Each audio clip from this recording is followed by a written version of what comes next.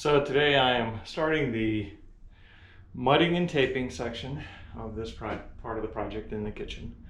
Don't know how much I'll get done, but I will try to document some of it. Hopefully this will all make it into the video.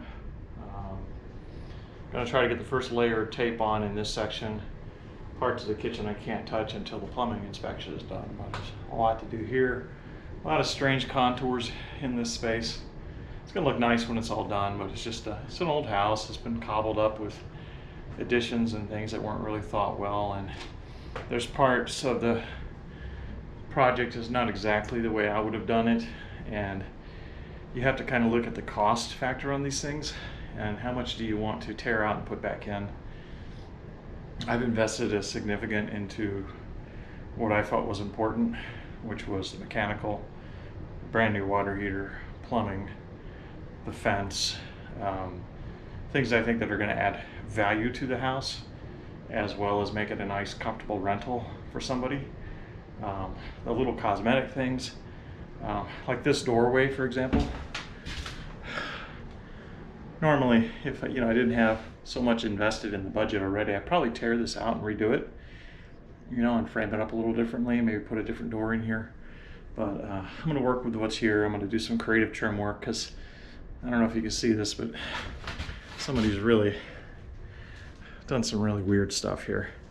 And they didn't really know how to hang a door properly.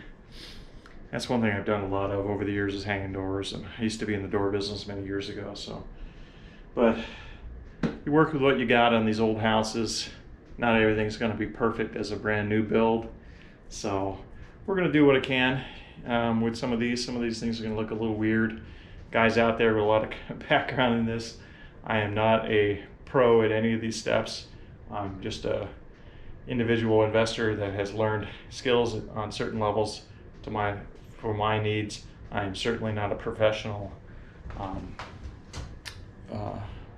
mud and plaster guy, but I can do a pretty decent job when it's all said and done and it looks nice. And so anyways, enough with that. I got to get back to work.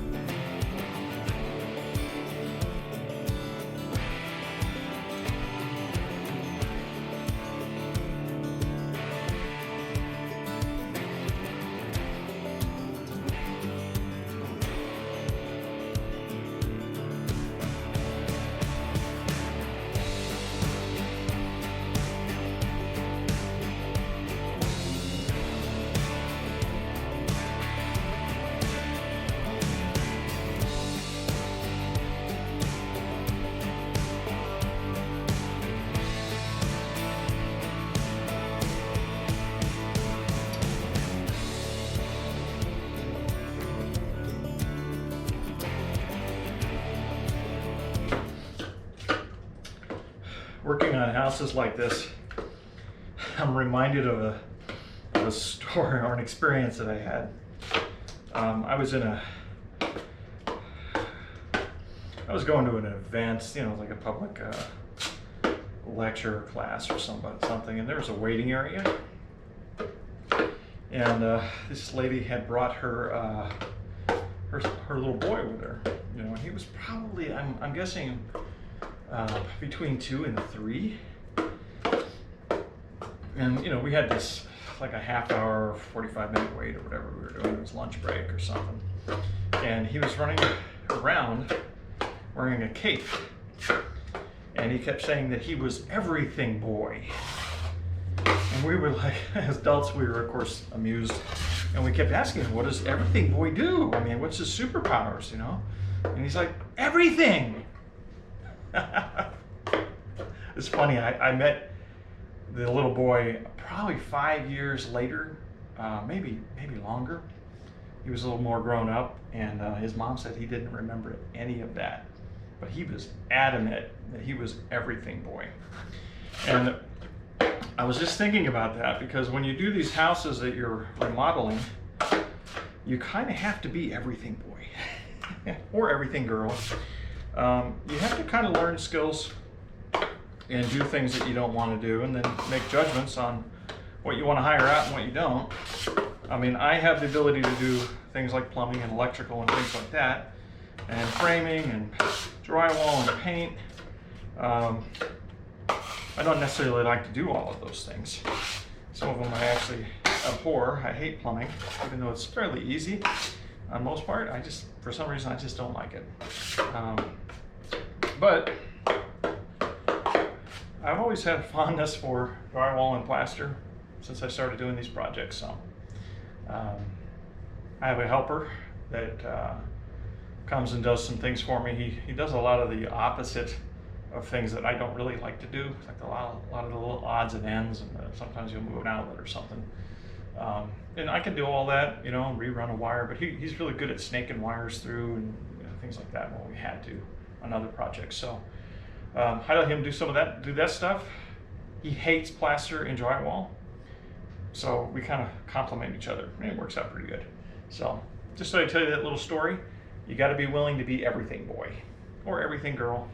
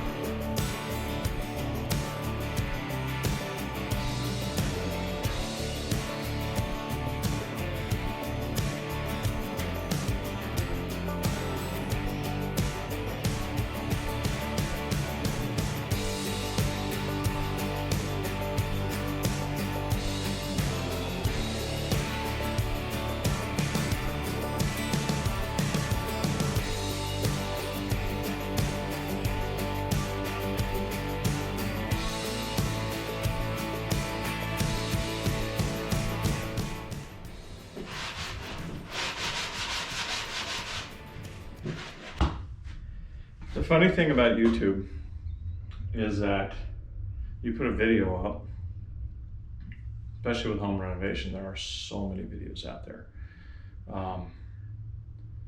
And then you get the comments and things like, oh, you're doing it differently, or you shouldn't do it that way, or boy, you're doing it awfully, or whatever. And I just want to make it very clear that I am not trying to do a how-to video here. If there is any how-to connected with it, I am just showing that you can buy an investment property, you can fix it up yourself, control the budget, and you can have it be a cash flow property for yourself. That formula I'm an expert on, okay? And I can actually see myself in the future probably doing more videos on real estate acquisition, purchasing, landlording, things like that. That's my area of skill. I never claimed to be a home remodeler in terms of an expert. I certainly know guys in the field that are perfect and incredible in their specific trades. So salute to them, because they are the most wonderful at their craft. So if you want to have someone else do this for you, that's one way to do it as an investor. I hire some of my work out. However, there's a lot you can do yourself. And when you're renting a property out, it depends on what level of rental and what market. Every market is different.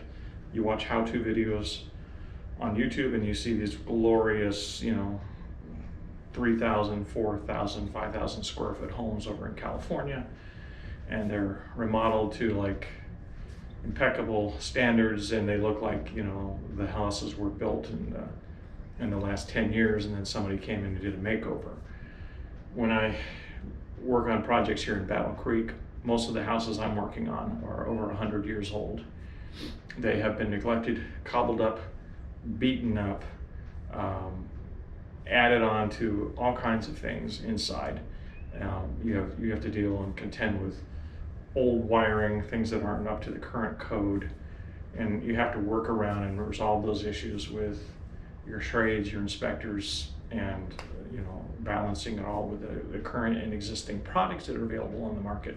So when I post these videos, just remember it's not a how-to video. It's a video on my progress on this particular rental property. And I'll probably at the end of this video series go over the numbers and stuff once I have it rented. But it is something that I've been doing for a few years now, and I have sold and worked with investors as a realtor for close to, well, I've been in business realtor for 15 years, so probably most of that time I've been selling to investors, and that's been my main niche.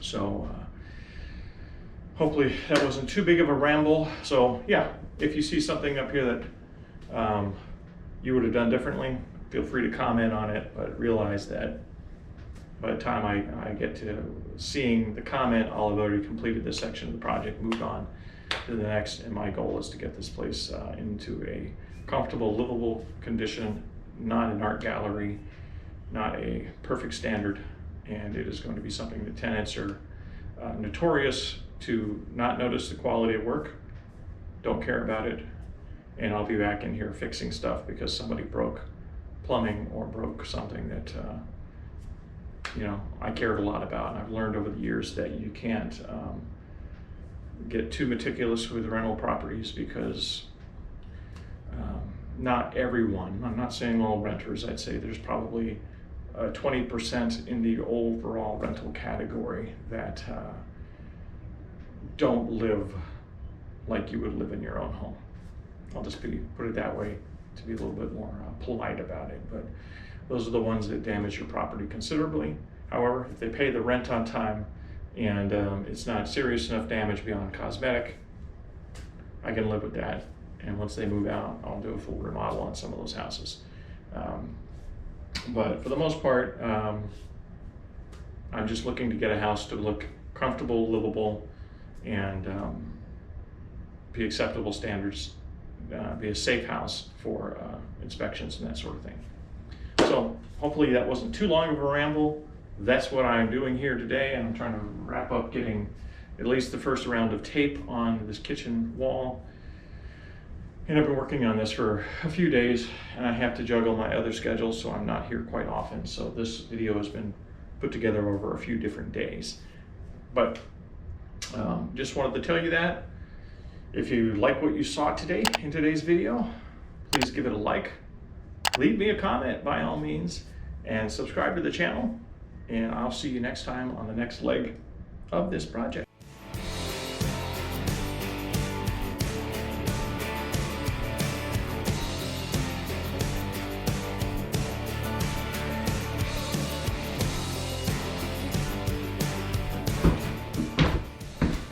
Everything boy.